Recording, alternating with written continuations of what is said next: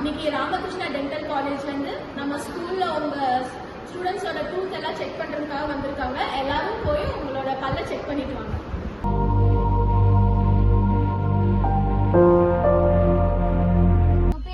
என் பேர் ரிஹானா.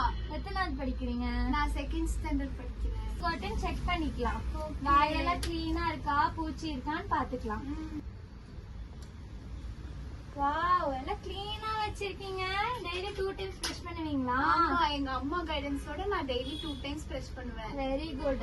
ஆனா பின்னாடி பல்லெல்லாம் சம்டைம்ஸ் சொத்த வரலாம் இல்ல, ஃபியூச்சர்லயும் வராம இருக்கிறதுக்காக நான் ஒரு பேஸ்ட் மட்டும் போட்டு விட்டுருவேன். பேஸ்ட் போட்டுட்டோம்னா இன்னொரு 2-3 இயர்ஸ்க்கு சொத்தையே வராது. ஆனாலும் நீங்க கண்டிப்பா 2 டைம்ஸ் பிரஷ் பண்ணணும். ஓகே. வலிக்குதா? அவ்வளவுதான், போட்டாச்சு. உனக்கும் டாக்டர் பார்த்தாங்களா? எனக்கும் பார்த்தாங்க. எனக்கும் பார்த்தாங்க. உனக்கு என்ன சொன்னாங்க? எனக்கு சொத்து எதுவும் இல்ல, ஆனா சொத்து வரக்கு வாய்ப்பு இருக்குன்னு சொல்லிட்டு ஏதோ பேஸ்ட் மாதிரி போட்டாங்க. ஆனா உனக்கு என்ன சொன்னாங்க? எனக்கா சொத்து ஆழமா இருக்கு, அம்மா கிட்ட சொல்லி ராமகிருஷ்ணா ஹாஸ்பிட்டல் வர சொன்னாங்க. அம்மாட்ட சொல்லு, நானும் போய் எங்க அம்மாட்ட சொல்றேன். சரி, நம்ம நாளைக்கு பார்க்கலாம். பாய். அம்மா, எனக்கு பேஸ்ட் வச்சாங்கம்மா. பேஸ்டா? எதுக்கு?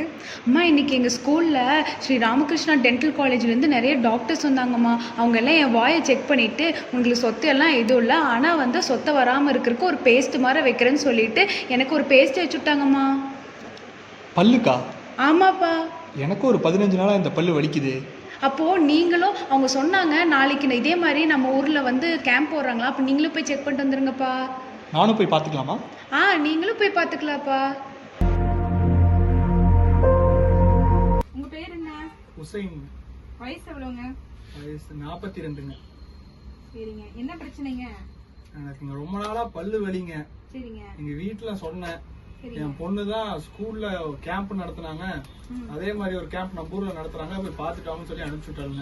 சரி சரிங்க. எவ்வளவு நாளா வலி இருக்குங்க? அது ஒரு 5 நாளா இருக்குதுங்க வலி. வலி எப்படி இருக்குதுங்க? நைட் ஆனா ரொம்ப வலிக்குதுங்க. சரிங்க. மத்தபடி விட்டு விட்டு வலிக்குதுங்க. அப்பப்ப ஏதாவது சாப்பிட்டா வலிக்குதுங்க. மாத்திரை ஒன்றும் சாப்பிடுறீங்களா? சரிங்க.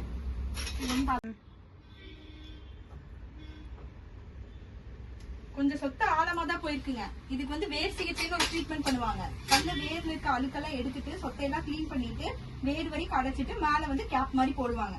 சரிங்களா? இது வந்து நீங்க ராமகிருஷ்ணா ஹாஸ்பிட்டல் வந்தீங்கன்னா நம்ம பாத்துக்கலாங்க. சரிங்களா? நீங்க ராமகிருஷ்ணா ஹாஸ்பிட்டல் வாங்க, நம்ம என்னன்னு பார்த்து சரி பண்ணிடலாம். சரிங்களா?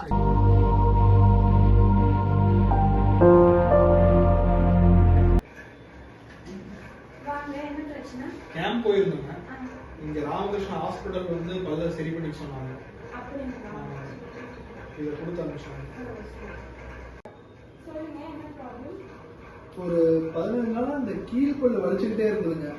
அதான் இங்க அனுப்பிச்சுட்டு இருக்காங்க கேம்ப். அதுல வேர் சிகிச்சை பண்ணணும்னு போட்டுருக்குங்க. எதுக்கும் நானும் ஒரு தடவை செக் பண்ணிக்கிறேன்.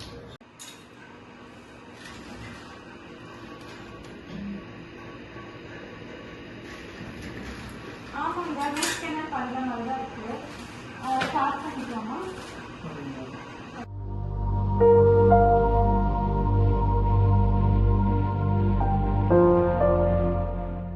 வேர் சிகிச்சை முடிச்சாச்சுங்க. இதுக்கு வந்து ஒரு கிரவுண்ட் போடணும். இப்போ இந்த குடும்பம் பல்லாரோக்கியத்துடனும் சந்தோஷமாகவும் இருக்காங்க.